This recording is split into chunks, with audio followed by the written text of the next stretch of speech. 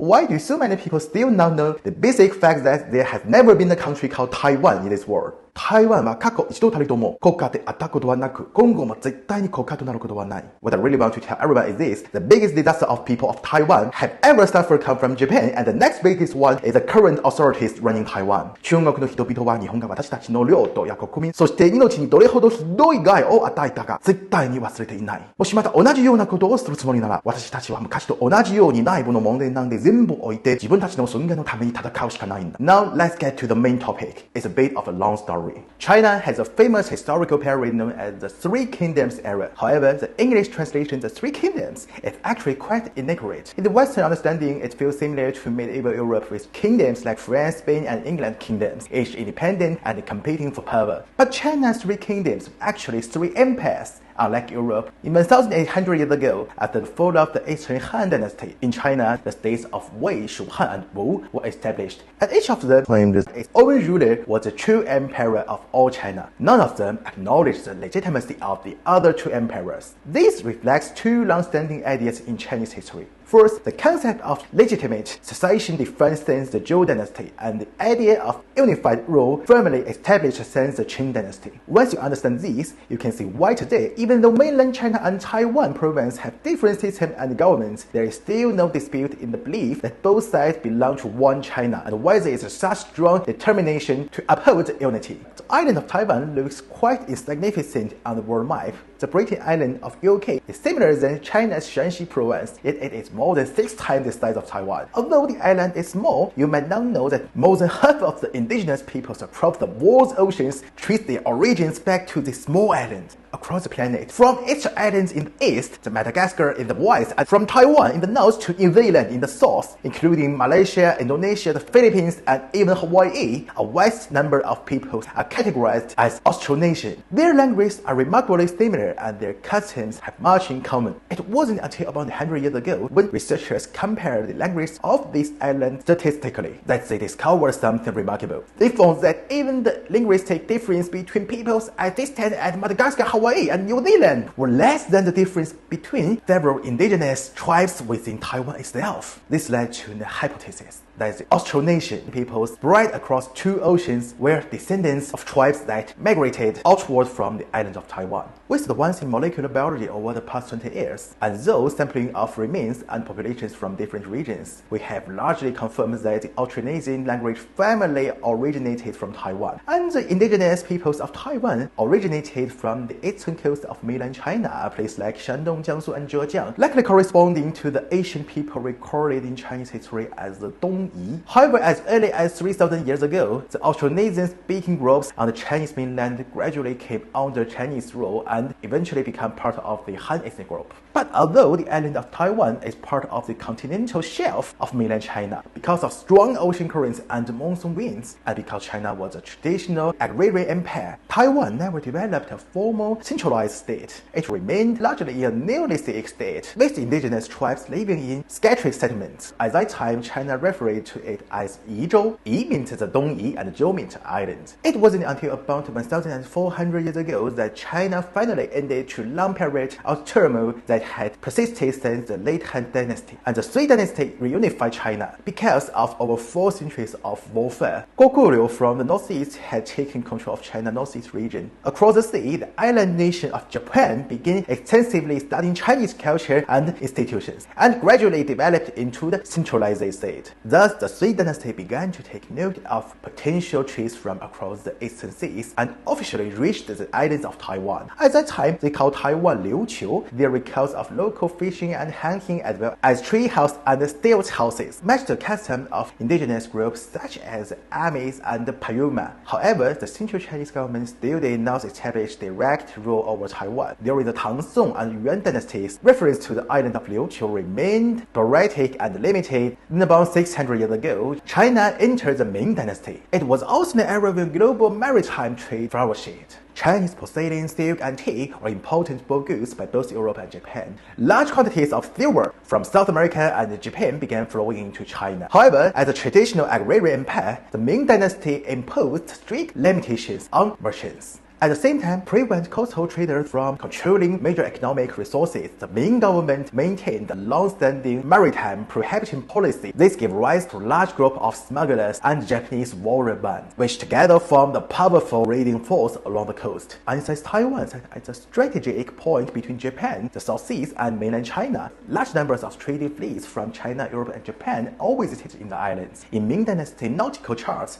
the ports, sandbars, and the currents of Taiwan were already clearly documented. They also recorded that in northern Taiwan, the indigenous people called the area Keelung, and that the place in the south we called Taiyuan or Daiyuan. These names later become the origins of Keelung and Taiwan. And the former name Liuqiu became the name of the faraway Ryukyu Islands. During the Ming Dynasty, fishermen from coastal regions of Quanzhou and Jiangzhou in Fujian frequently traveled to Taiwan to fish and trade. Indigenous people and Han group often engaged in trade with one another. But Taiwan still did not have a true organized governing authority until 1624, near the end of the Ming Dynasty, when the Dutch East India Company established Fort Zeelandia in today's Tainan. The name came from the Dutch province of Zeeland, which is like New Zealand. Soon after, Spanish colonizers built Fort San Salvador near Keelung in the north. In 1642, the Dutch defeated the Spanish and imposed the full colonial rule over the island. By this time, the Ming Dynasty's rule was already on the verge of collapse. Due to severe wealth inequality and the chemic effects of the Little Ice Age, the Ming faced a peasant uprising led by Li Zicheng, and from the northeast, the Manchus, who had established the Qing state, attacked it as well. Eventually, Beijing was captured by Li Zicheng, and the Ming Dynasty collapsed. The Qing force seized the moment, entered the Great Wall, defeated Li Zicheng's army, and soon took control of all of China. At precisely this moment, the Ming Dynasty last hope turned out to be the group they had once looked down upon as inferior. The Zheng maritime trading clan, based along China's southeastern coast, through trade between China, the Netherlands, and Japan, they amassed enormous wealth and became a powerful region force. Although the leader Zheng Zhilong surrendered to the Qing, but his son Zheng Chenggong firmly defended the Ming cause. He was even granted the emperor's surname Zhu by the remaining Ming loyalists, which earned him the title Koxinga, meaning the Lord of the Imperial surname. Using southern Fujian as his base, Koxinga advanced northward and even pushed as far as Nanjing, the Ming southern capital. However, in the face of the Qing Dynasty's overwhelming military strength, Koxinga was ultimately defeated and backed to retreat to Amoy Island in Fujian. He knew that staying here would make it impossible to resist the powerful Qing force. Thus, he set his sight on Taiwan, then on the Dutch colonial rule. In 1661, Koxinga set out from Amoy with 30,000 troops, landed in Taiwan, and laid siege to Fort Zeelandia. The siege of Taiwan lasted 9 months. The Dutch defenders attempted several breakouts but failed each time. Most of the indigenous tribes in Taiwan sided with Koxinga. Under internal and external pressure, the Dutch finally surrendered.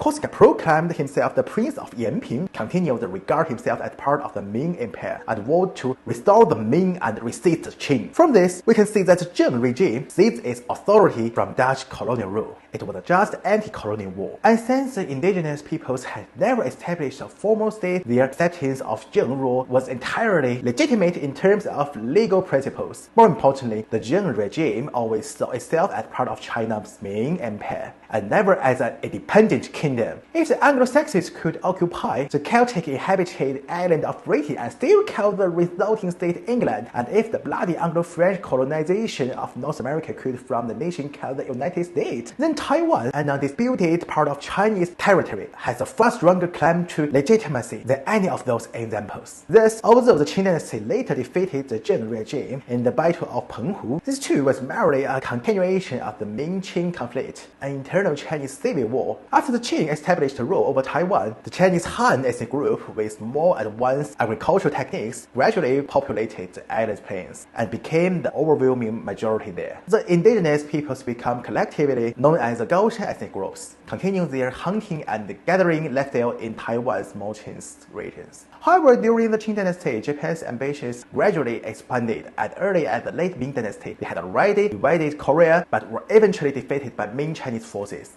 As Japan's Tokugawa shogunate entered a period of national isolation, the Satsuma domain on Japan's southern fringe grew stronger through smuggling and illicit trade. They even waged a brutal war of conquest to annex the Ryukyu kingdom, a state that used the Japonic language but had always been an independent kingdom. Later, Japan also began to set its site on nearby Taiwan. Eventually, in the 19th century, Western imperialist powers, armed with overwhelming force, began striking China and Japan one after another. The Qing rulers, constrained by internal ethnic conflicts and their unwillingness to abandon feudal rule, were unable to carry out meaningful reform. In contrast, Japan, led by regional powers such as the Satsuma domain, overthrew the Tokugawa shogunate and launched the Meiji Restoration. But with its limited internal market and scarce natural resources, Japan turned to China to fill its early capitalist expansion, especially the regions it long coveted, the Korean Peninsula and northeastern China. Thus, in 1895, the First Sino-Japanese War broke out, and China's navy was completely defeated by Japan. However, because of the Russia's interference and balancing influence of the United States, Japan did not actually manage to seize northeastern China. But from that point onward, Korea entered a period of Japanese colonial rule. At the same time, the Treaty of Shimonoseki between the Qing government and Japan directly saved Taiwan to Japan. For the people of Taiwan, the absurdity of this event is easy to imagine. The Qing government was defeated by Japan in the north, and the people of Taiwan, without any knowledge of the matter, were suddenly handed over to Japan. Thus, Taiwan's governor Tang Jinsong, along with Liu Yongfu and others, began resisting the Japanese army. The Japanese forces marched south and suppressed resistance. But soon after, armed groups in Taiwan, such as those led by Qiu Fengjia and Zhang Dashi, rose up again against the Japanese. In the Battle of Baguashan, thousands were killed. The Japanese military then began implementing a policy of burning villages, killing civilians, and carrying out retaliatory suppression. Such actions only further intensified the resistance of Taiwanese people. Many guerrilla-style resistance groups emerged one after another, including the Lin Jiubu group in Zhanghua, Chen Qiujui's group in Taoyuan, Lin Xiaomao's group in the south, and the Beigang volunteer forces in Yunlin. In response, Japan carried out even more brutal suppression by burning out, killing out, and looting out. Not only that, because of the large-scale mining and land seizure, Taiwan's indigenous peoples were not regarded as human by the Japanese at all. This led to continued indigenous resistance, most notably the 1896 Hakalo Uprising and the Wushe incident, with the Daya, Saisayat, and the Turku peoples continually fighting back against Japan. Facing the ascending waves of Taiwanese resistance, Japan began implementing a deeper from the colonial reconstruction. They extended the place apparatus into every corner of society, recording and interfering with people mobility, employment, marriage, and gatherings. Everyone was required to register households, and families were forced to monitor and report on each other. The system known as Hoko. That's if anyone was found resisting Japan, collective punishment was imposed on the entire group.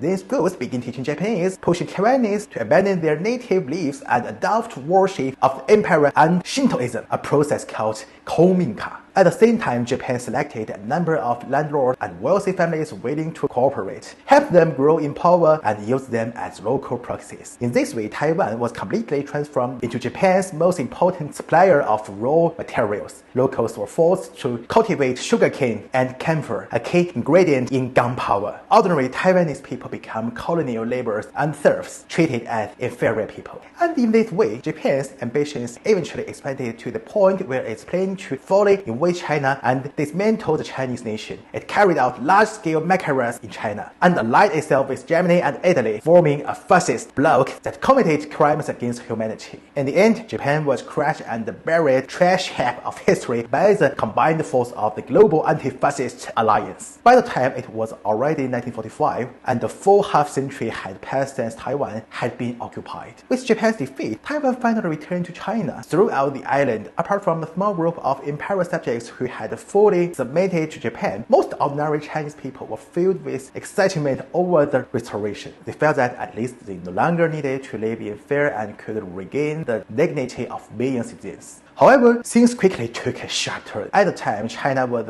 governed by the Kuomintang under the leadership of Chiang Kai-shek as the ruling party of the Republic of China. But rather than calling in the Chinese Kuomintang, it would be more accurate to say that the party lifeblood was supported by comprador capitalist operations run by four major families: the Song, Kong, Chen, and Jiang families, who worked with coastal elites and Western capital. It was essentially a family-based authoritarian regime. Therefore, from the very beginning, Jiang could not tolerate the Chinese Communist Party, which represented left-wing forces promoting land reform and workers' movements in China. After Japan surrounded, the United States and the Soviet Union and others supported Chiang Kai-shek and the Chinese Communist Party in conducing comprehensive peace talks. However, Chiang Kai-shek soon tore up the agreement and launched a full-scale civil war against the Communist Party. It, despite seeming to possess overwhelming proving advantage. Chiang was gradually defeated, as the Communist Party supported wild by peasants and workers to control of most rural areas in Northeast and North China. Chiang imposed harsh censorship on the one hand, and on the other began massive money printing and financed his war efforts. This caused severe inflation. So big capitalists and landlords began hoarding gold and foreign currency, while also swallowing up bankrupt small factories, further collapsing the market. The government's extreme corruption caused much of the U.S. Aid they received ended up in private pockets, to the point that U.S. President Truman, a Democrat, completely abandoned support for Chiang Kai-shek. Thus, by 1947, Chiang Kai-shek's KMT government had begun an even more authoritarian, dictatorial, and corrupt rule. Naturally, Taiwan, originally relatively prosperous, could not escape this fate. After mainland currency flowed into Taiwan, hyperinflation followed. Rice price increased dozens of times, which could not keep up with the rising costs, and black market became rampant. Moreover, officials sent by the KMT not only could not understand the local Minnan dialect, but were also extremely incompetent in administration. At the same time, buildings accused of taking over what Japan left behind and being at war, they seized the local property on a large scale and monopolized high-ranking positions. This made the local Taiwanese deeply disappointed. After all, although the Japan had been a colonial regime, its administrative capability was far superior to the corrupt KMT. Meanwhile, since the Japanese colonial period, Taiwan has already had many active local left-wing groups associated with the Communist Party. In Chiang Kai-shek's view, these people were absolute enemies, and many were arrested or assassinated on a large scale. At this point, the conflict between native Taiwanese and mainlanders became increasingly severe. Finally, in 1947, after an incident in which a female cigarette vendor was abused, island-wide protests erupted across Taiwan. Chiang Kai-shek sent heavy troops to suppress the uprising, causing massive bloodshed, an event later known as the February 28th incident. As a result, by the next year, 1948, Chiang Kai-shek forces were utterly defeated after the communist-led Liaoshen campaign, Huaihai campaign, and Pingjing campaign. By 1949, the Kuomintang had nearly lost the entire mainland. Chiang Kai-shek decided to flee to Taiwan, bringing with him large quantities of gold, cultural relics, and many of his staunch supporters. Meanwhile, the Communist Party established the People's Republic of China in Beijing, the China we know today. But it is important to note that at this time, Chiang rulers in Taiwan still claimed to be the Republic of China,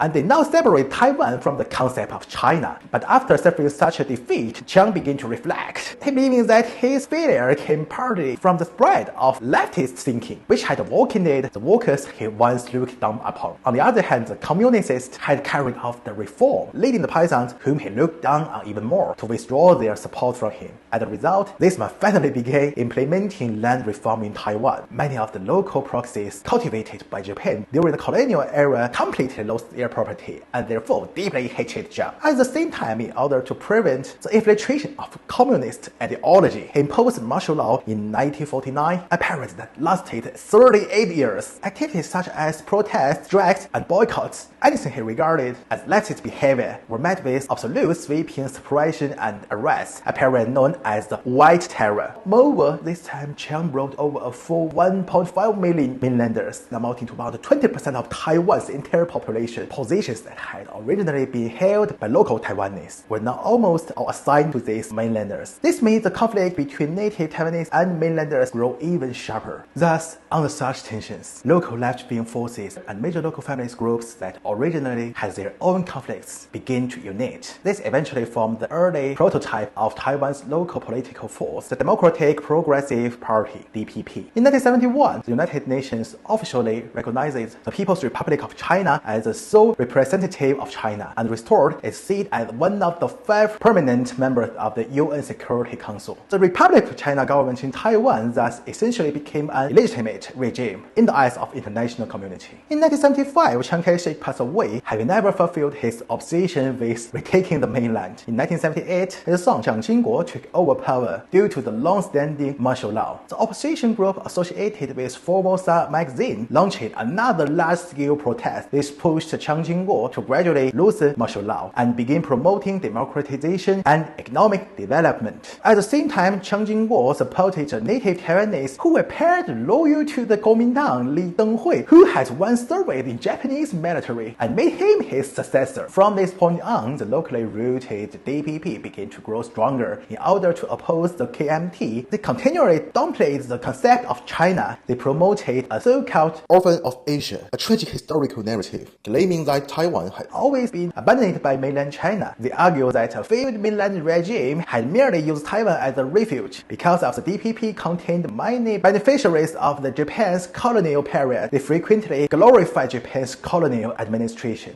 Although they spoke of Taiwanese democracy and self-rule, their actual political practice leaned strongly toward pro-Japan, anti-China, completely forgetting that most of their ancestors were the patriotic soldiers from Fujian brought over by Koxinga. They also forgot inhuman and bloody massacres that Japan has committed against the people of Taiwan. Even more ironically, because these Taiwan residents of Fujian descent had long taken advantage of indigenous peoples. The people living in places like Taitung and Hualien, considered the most authentically Taiwanese, ended up supporting the KMT's blue camp instead. That's right, because the KMT's flag is blue and the DPP's flag is green, the two sides become known as the blue camp and the green camp. As the green camp's demographic advantage grew, and as mainland China's economy repeatedly took off, the KMT's slogan of retaking the mainland turned into an illusion. By the year 2000, the DPP's Chen Shui-bian finally rose to the position of Taiwan's leader. From this point on, an entire generation of young Taiwanese grew up receiving an education that diluted or even fostered hostility toward the concept of China. Whenever there were internal conflicts on the island, the DPP would always shift the blame onto the mainland China, even though the Chinese Communist Party had never done anything to harm Taiwan, even though many of the DPP's own ancestors had been arrested or killed for participating in left-wing revolutionary movements. Any Taiwanese person who identifies as Chinese is subject to intense public abuse and criticism, just like a green terror. In contrast, people in mainland China has always been taught from a young age that Taiwan is occupied illegally by a small group of reactionaries, and that the vast majority of the people in Taiwan are our flesh and blood compatriots. Thus, mainland China policy toward Taiwan has consistently been one country, two systems. Mainland China's economic policies toward Taiwan have always been designed to benefit Taiwan as much as possible, but this has not prevented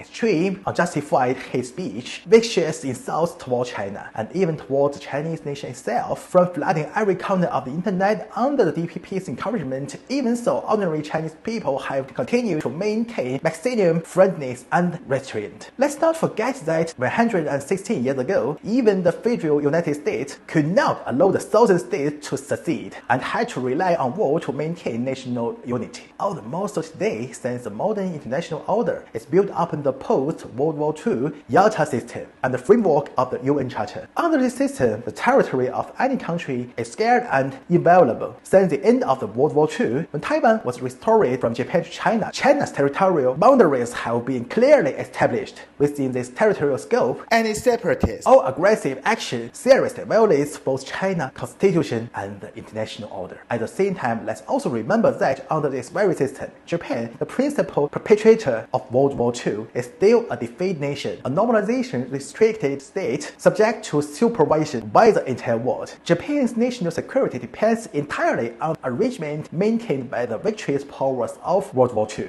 Japan is not allowed to possess a real, fully independent military, let alone conduct any external warfare. Japan's territorial scope is restricted to 4 major islands and the surrounding small islands. Even the Ryukyu Islands, where Okinawa Prefecture is located, are under the Yalta system, not inherently recognized as Japan's territory. The US military station there already provides this defeated nation with more than enough security, and for distant Taiwan, aside from the crimes Japan commits there, it has nothing to do with Japan whatsoever. 私たちは日本にも忘れてほしくありません。かつて自国の内部で狂気じめた極端な民族主義者たちが右翼集団を形成し、世界中の人々に、そして日本人の一般市民にまでどれほど深刻で重大な災難をもたらしたのかを、そして忘れてはならないのは、中国が向き合ってきた南京で日本軍に虐殺されたマルコ氏の民間人、女性や子供たち、さらに遠くで細菌兵器や化学ガスを使って非人道的な失言を受けたマルタたちの存在です。我々数千万の先族の亡きの上に立ちながらも、今なお日本と友好関係を保てていることがどれほど偉大で寛容な姿勢であるかを考